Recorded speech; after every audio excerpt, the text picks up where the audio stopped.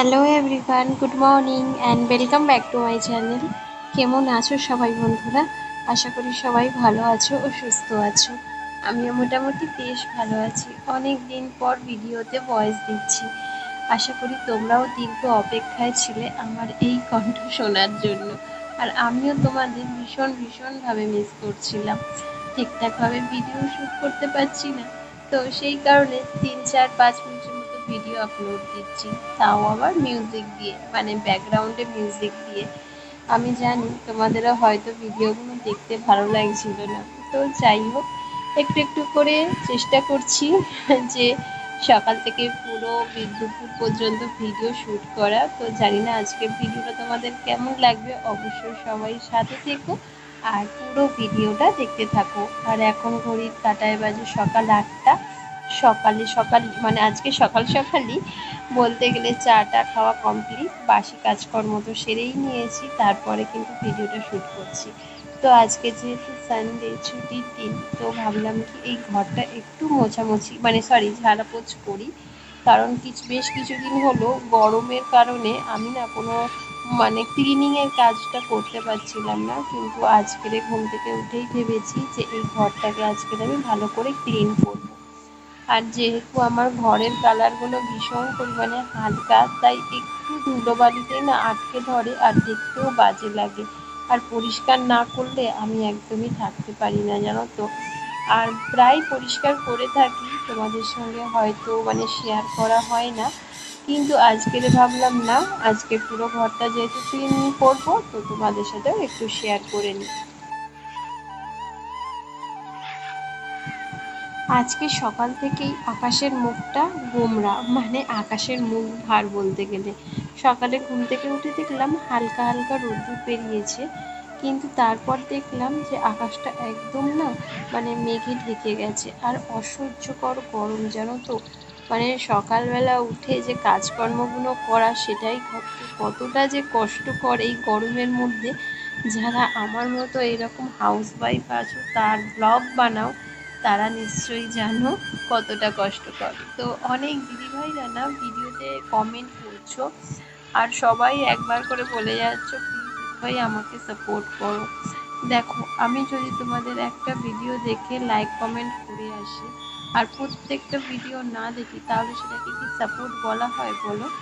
তোমরা যেরকম আমাকে প্রতিটা ভিডিওতে কমেন্ট কেউ করো না, লাইকও করো না, শুধু ভিডিও না দেখেই লাইক কমেন্ট করে দাও, তো এটা কিন্তু ঠিক না। এটাতে তোমারও রিচ কমে আর আমার তো কমে, তাই না? তাই সবাই চেষ্টা করো পুরো ভিডিওটা ওয়াচ করে লাইক কমেন্ট করার, তাহলে তোমারও এঙ্গেজমেন্ট মানে রিচ এঙ্গেজমেন্ট যেটাকে বলা হয় সেটাও বাড়ে আর আমারও বাড়ে। তো আমি চেষ্টা করব প্রতিজনের মানে যারা যারা কমেন্ট করো তাদের ভিডিও দেখার। হ্যাঁ, আমি বিভিন্ন কাজের মধ্যে এখন ব্যস্ত হয়ে পড়েছি, তাই জন্য সবার ভিডিও দেখা সম্ভব হয় না, কিন্তু আমি চেষ্টা করব মানে যারা যারা আমার ভিডিওতে লাইক কমেন্ট করো তাদের ভিডিও অবশ্যই দেখা। আর অনেক দাদা ভাইরাও কমেন্ট করো, অনেকে নেগেটিভ করো, অনেকে পজিটিভ কমেন্টও করো। নেগেটিভ কমেন্টগুলোকে দূরে সরিয়ে দিলাম, কারণ এগুলোতে আমি কর্ণপাত করি না, কারণ আমার জাস্ট ভালো লাগে না, জানো তো। আমি যেরকম আমি সেভাবেই ভিডিও বানাই। এবার সেটা যদি কেউ নেগেটিভ কমেন্ট করে, তো সেটা তো মাইন্ডে নিয়ে ঘুরলে চলে না, তাই না? তাহলে তো আমাকে ইউটিউবটা পুরোই ছেড়ে দিতে হবে। তো যাই হোক, অনেকগুলো কথা বলে ফেললাম, আর টুকটুক করে দেখো ঘরের কত কাজ আমার হয়ে গেল। আসলে অনেক দিনের জমে থাকা কথা, মানে কিছুদিন হলো ভিডিও আপলোড করছি, কিন্তু ব্যাকগ্রাউন্ডে মিউজিক দিয়ে কোনো রকম মানে ভয়েস দিচ্ছিলাম না। তো আজকের যেহেতু কথা বলছি, তো তাই অনেক কথাই মনের মধ্যে ঘুরপাক খাচ্ছিল, আর সেগুলোই তোমাদের সাথে একটু একটু করে শেয়ার করছি। ঘরবাড়ি যতই পরিষ্কার করি না কেন বন্ধুরা, সেই কোথা থেকে যে এত ধুলোবালি আটকে যায় নিজেও বুঝতে পারি না। প্রতি সপ্তাহে একবার দুবার করে মানে পুরো ঘর ক্লিনিং করি, কিন্তু দরজা জানলাও সেভাবে এখন খোলা হয় না। কারণ কি বলতো, এই ঘরটায় যেহেতু এসি রয়েছে, তাই জন্য মানে দরজা জানলা খুললে ঠান্ডা হাওয়াটা বেরিয়ে যায়, তো সেই কারণে দরজা জানলাও বন্ধ থাকে। কিন্তু তবুও এত পরিমাণে ধুলো যে কোথা থেকে আসে নিজেও বুঝতে পারি না।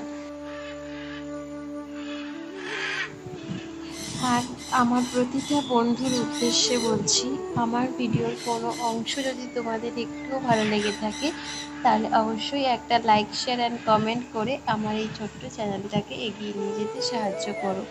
আমি জানি তোমরা প্রতিনিয়ত আমার সঙ্গে থাকো আর আমার ভিডিও দেখো, আর এতে আমার খুব ভালোও লাগে। জানো তো, তোমাদের একটা কমেন্ট আমার ভিডিও শ্যুট করা থেকে শুরু করে ভিডিও এডিটিং বলো, ভিডিও আপলোড করা বলো, উৎসাহটা যেন দ্বিগুণ বাড়িয়ে দেয়। তো যাই হোক, তোমরা আছো বলেই আমি আছি, আর তোমরা না থাকলে তো আমি যে কোথায় মিশে যেতাম সেটা হয়তো বলা বাহুল্য। তো যাই হোক, ওই দিকের কাজকর্ম সেরে এখন দেখো ছেলেকে খাইয়ে নিচ্ছি, আর এখন ঘড়ির কাঁটায় প্রায় ওই 10:30টার মতো বাজে। আজকে সকালে ওই দিকের কাজ করতে গিয়ে আমাদের জলখাবার খেতে অনেকটাই লেট হয়ে গেছে, তাই ছেলেকেও এত বেলাতে খাওয়াতে হচ্ছে। আর আজকে সেরকম চাপ ছিল না, কারণ যেহেতু রবিবার ছুটির দিন, ছেলেরও স্কুল ছুটি, তো সেই কারণে একটু ধীরে সুস্থেই কাজ করছি, কাজকর্মগুলো সকাল থেকে শুরু করেছি। আর আজকে সকালে বললামই তো, ভীষণ পরিমাণে গরম, 2 মিনিট কাজ করছি তো 5 মিনিট ফ্যানের তলায় বসে রয়েছি। এই সমস্ত করতে করতেই না অনেকটা সময় কেটে যাচ্ছে, জানো তো। তো যাই হোক, এদিকে বিছনা চাদরটাও এখন দেখো তুলে আবার একটা নতুন বেড কভার পেতে দিচ্ছি, কারণ যেহেতু ঝুল ঝেড়েছি তাই সমস্ত নোংরাগুলো এই বেড কভারে এসে পড়েছে। ঘরবাড়ি যতই পরিষ্কার পরিচ্ছন্ন করি না কেন, বিছানা যদি অগোছালো থাকে না তাহলে কিন্তু মোটেও দেখতে ভালো লাগে না। সে আমি যতই ঘরবাড়ি পরিষ্কার করি না কেন, তাই না বলো? আমার সঙ্গে এটা কারা কারা একমত অবশ্যই কমেন্ট করে জানিও তো। তো সারাদিন এভাবেই চলে যায়, সংসারের কাজ, তার সঙ্গে রান্না বান্না, ছেলেকে স্কুল দিয়ে আসা নিয়ে আসা, তার সঙ্গে পড়াশোনা করানো, আর তার সঙ্গে তো আমার ব্লগিং রয়েছে। সত্যি এইভাবে যে সারাটা দিন যে কীভাবে কেটে যাচ্ছে নিজেও বুঝতে পারি না, জানো তো। তো যাই হোক, এদিকে আমি কিছু কাপড় চোপড় কেচেছিলাম সকালবেলা, কিন্তু সেগুলো আর বাইরে মেলতে দিতে পারছি না, কারণ বাইরে এখন বেশ ভালোই ঝরঝর করে বৃষ্টি পড়ছে, আর এত অতিরিক্ত গরম, কাজ করতে গিয়ে একদম নাজেহাল অবস্থা। কাপড়গুলো এখানে মেলছি ঠিক কথা, কিন্তু সমস্ত সিঁড়িময় জলে জলময় হয়ে যাবে, জানো তো।